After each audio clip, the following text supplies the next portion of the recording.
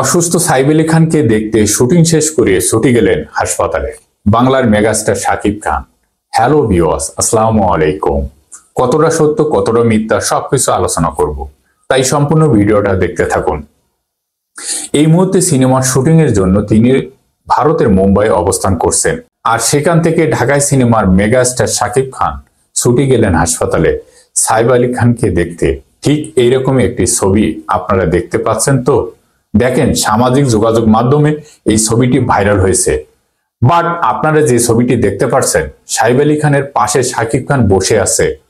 ভালো করে খেয়াল করে বুঝতে পারবেন সাইফ আলী খান হাসপাতালে বেডে শুয়ে আছে এবং শাকিব খান তার পাশে বসে ভালো মন্দ জানার চেষ্টা করছে।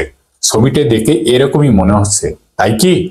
এখন প্রশ্ন হলো, এই ছবিটি ভাইরাল হয়েছে, তার এই ছবি কি আসল নাকি ছবির পিছনে রয়েছে অজানা রহস্য? এ কেমন কারসাজি? এই বিষয়ে নিউজ করছে বেসরকারি একটি চ্যানেল। সেখানে তারা শিরোনাম লিখলেন, সাইফ আলী খানকে দেখতে শাকিব খান হাসপাতালে। বাস, ছবিটি ভাইরাল হওয়ার পরে জানা গেল।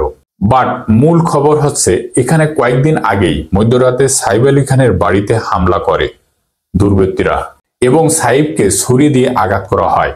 বলিউডের অভিনেতা সাইফকে দুর্বৃত্তের এই হামলার গুরুতর জখম হয়ে হাসপাতালে আছেন এবং তারপরে মুম্বাই লীলাবতী হাসপাতালে ভর্তি করানো হয়। হ্যালো ভিউয়ার্স, অসুস্থ হওয়ার পর তার কাছে তার পরিবার সদস্য ছাড়া কাউকে যেতে দেওয়া হয়নি।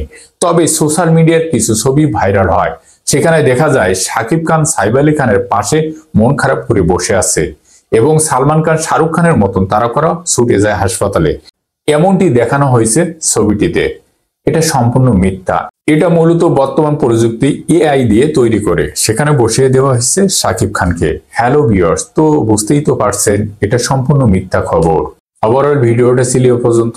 আপনাদের কি মন্তব্য কমেন্ট করে জানাবেন। ভালো থাকবেন, সুস্থ থাকবেন। আল্লাহ হাফেজ।